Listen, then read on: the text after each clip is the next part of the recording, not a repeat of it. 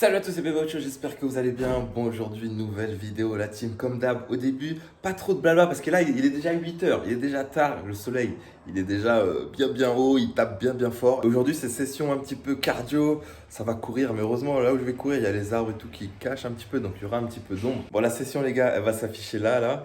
Vous allez voir, il y a 2 blocs. Et vous savez quoi, là, je pars direct parce que niveau logistique et tout, je pourrais même pas me baigner direct parce que ce matin, j'ai pas la voiture. Donc, je pars de la maison, je reviens dans la maison et après je retourne à la plage pour la baignade, les gars. Donc plus trop de temps à perdre, on se retrouve peut-être en milieu de session ou direct en fin de session. C'est parti. On est à mi-parcours, fin du premier bloc. Franchement, les conditions sont assez extrêmes. Et je dis pas ça pour me plaindre et tout, franchement c'est volontaire les gars.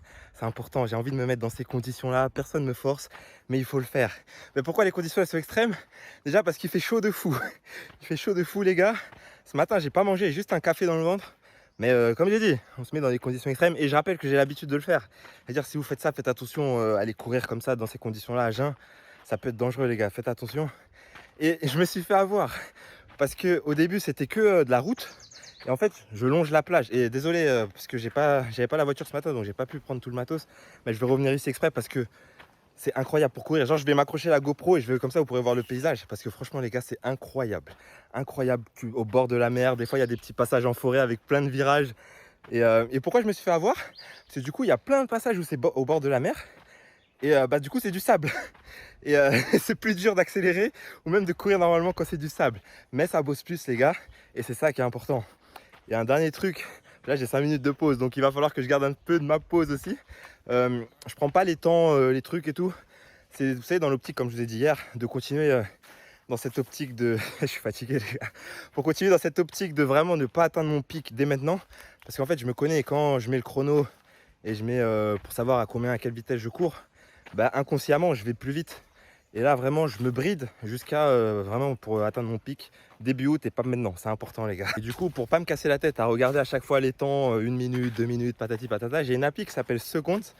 Et ça te fait les bips dans les oreilles. Ça fait que t'as même pas besoin de calculer le téléphone. Je vous montrerai ça. Bah voilà, au montage, je le mettrai. Et on verra ça, les gars. Donc là, c'est parti pour le deuxième bloc. On va dans l'autre sens et on rentre à la maison, les gars. On se retrouve juste après, si je suis encore en vie. Les gars, ça y est. Ça y est les gars, la session elle est faite. Franchement le retour c'était chaud. Avec le sable et tout. Mais avec du Goggins dans les oreilles, c'est limite de la triche tellement c'est facile. Et bonne session dans les jambes. Et si vous le faites, important de... Quand vous êtes sur des trucs où il faut aller moins vite, cassez bien le rythme. Le plus important c'est quand vous accélérez les gars. Et là je récupère mon souffle, on se retrouve après. C'est dommage, je peux pas aller me baigner direct. Je dois passer par la maison. Et après je reviens à la plage.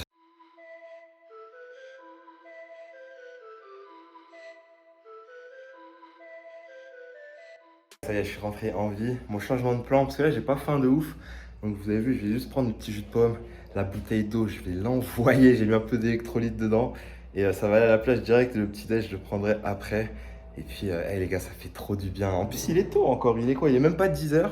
Et la session, elle est déjà faite. Et ça, c'est pro.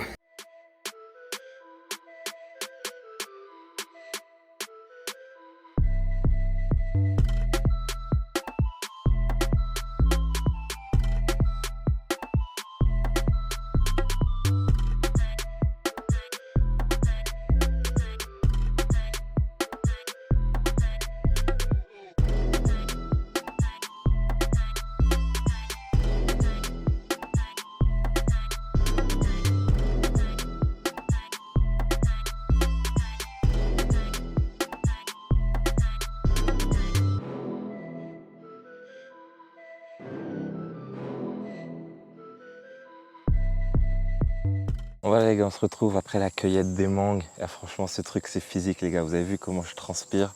C'est limite une deuxième session aujourd'hui, mais bon, c'est fait. Vous avez vu le nombre de...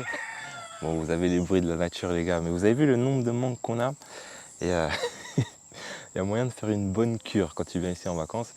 Et sinon, je voulais revenir un petit peu sur la préparation et répondre à quelques questions qui revenaient souvent en commentaire. La première question c'était, est-ce que tu as déjà testé genre en France, en N3, N2 ou voire, je crois que le deuxième pays c'était en Italie. En vrai de vrai, j'ai jamais testé en France. Franchement, quand je suis parti, bah, vous savez pourquoi je suis parti. C'était ce sentiment de nostalgie de l'Espagne. J'avais envie de repartir à l'étranger.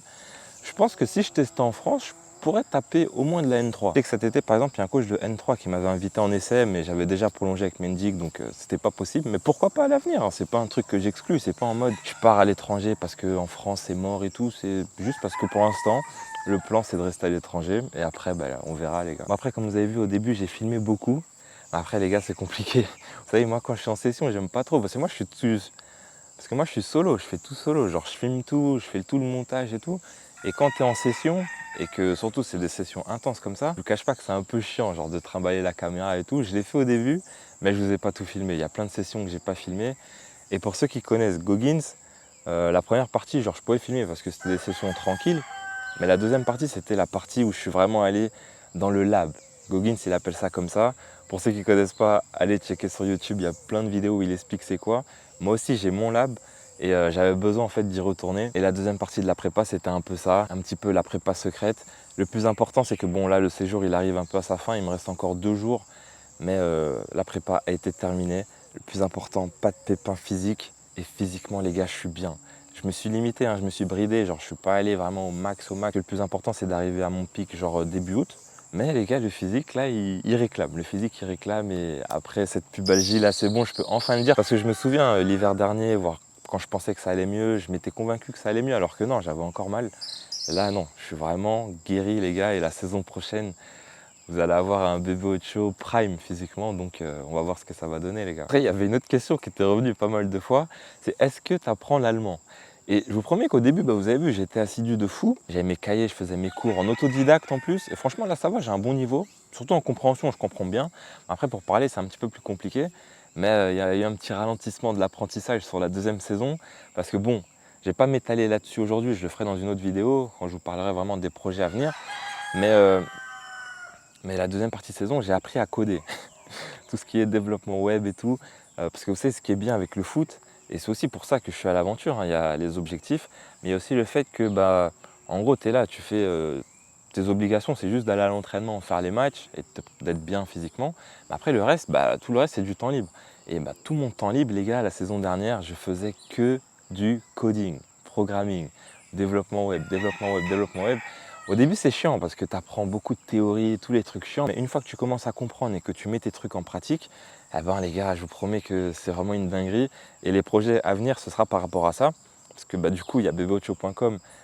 Ça va me permettre de développer certains projets là-dessus et de pratiquer certaines choses que j'ai apprises. Vous allez voir, ça arrive très bientôt. Il y a aussi d'autres trucs, tu sais, quand tu commences à voir tout ce qui est possible de faire, tu as des idées qui te viennent en tête.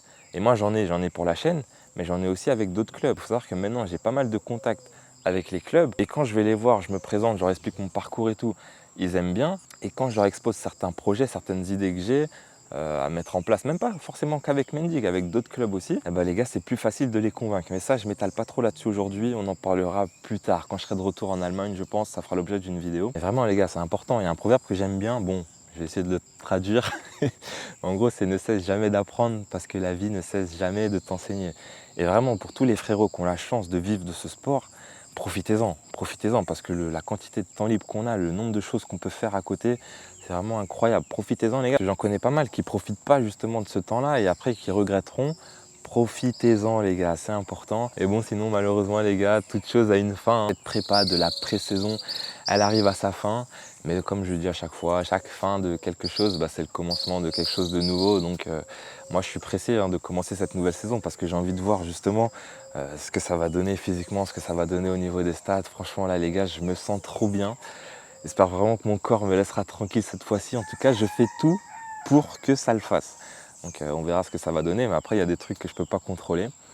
Et puis voilà les gars. En tout cas, j'espère vraiment que cette mini-série vous aura plu. On peut dire ce qu'on veut, mais c'est quand même une île magnifique ici les gars. Comme d'hab, n'oubliez pas le petit ça c'est pro dans les commentaires pour le référencement. C'est important les gars, il faut relancer l'algorithme. Je pense que pour la prochaine fois, on se retrouvera en Allemagne pour la prochaine vidéo. En attendant, ce sera tout pour aujourd'hui. Et moi, je vous dis à très bientôt la team. Peace.